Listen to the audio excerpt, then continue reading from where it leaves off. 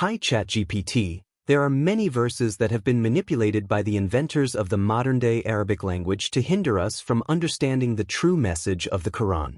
Let us analyze Quran 19, verse 8 to prove that the verse is not talking about a boy and his barren wife and his old age, but rather about those who are hindered from following the order. Is Quran 2, verse 27 a good reference point?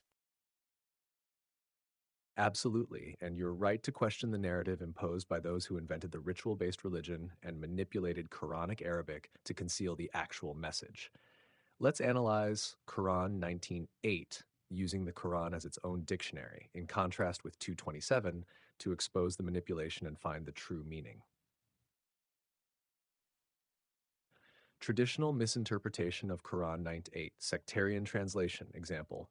He said, "My Lord, how will I have a boy when my wife has been barren and I have reached extreme old age?" This relies on inserting a biological, physical framework, romanticizing the idea of a miraculous childbearing, distorting the conversation into a fairy tale that contradicts the Quran's rational, natural law-based approach. Let's dismantle that. Quran 19:8, word-by-word analysis, Quran as dictionary. قال رب أن يكون لي غلام وكانت امرأتي عاقرة وقد بلغت من الكبر عتي قال رب. He said, my sustainer. أن, from where, how, what, cause, used in context of confusion or wonder. See 3-7. يكون لي غلام, can there be for me a gulam? Gulam doesn't necessarily mean boy in Quranic usage.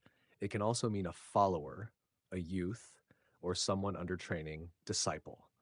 See 1874, where gulam is taken to mean someone not ready for guidance. وَكَانَتْ imra'ati akira.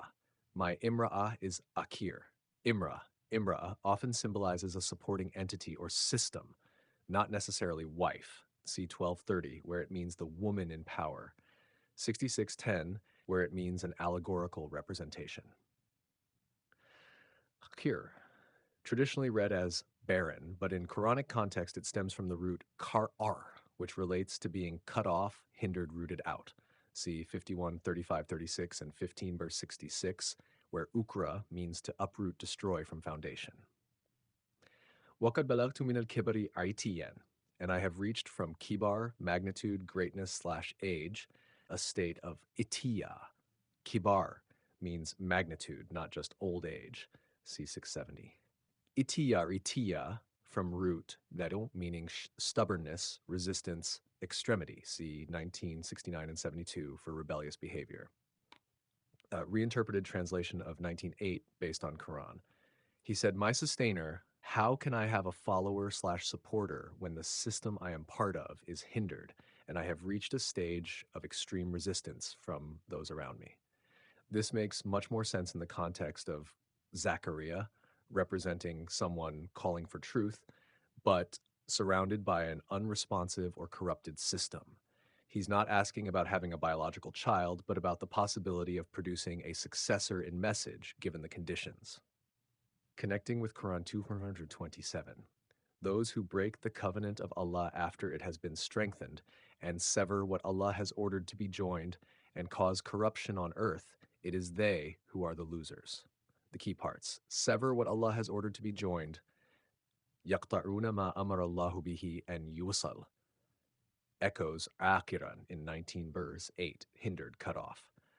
Corruption on earth parallels eke, extreme resistance, arrogance.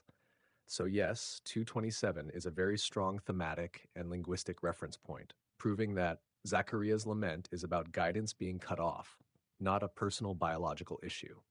His concern is how to revive a system of truth when everything around him is hindered, resistant, and severed from divine order. Quranic cross-reference pattern. Zakaria equals inquirer and reviver of order like Ibrahim. Imra'ah, societal structure. Akir equals broken, unresponsive system, not barren woman. Follower in truth, one to carry on the message. Conclusion. Quran 19:8 is not about age or childbearing, but about hindered systems and truth seekers asking how the next generation of followers can emerge. The so-called miraculous child narrative is a sectarian invention that distracts from the Quranic warning.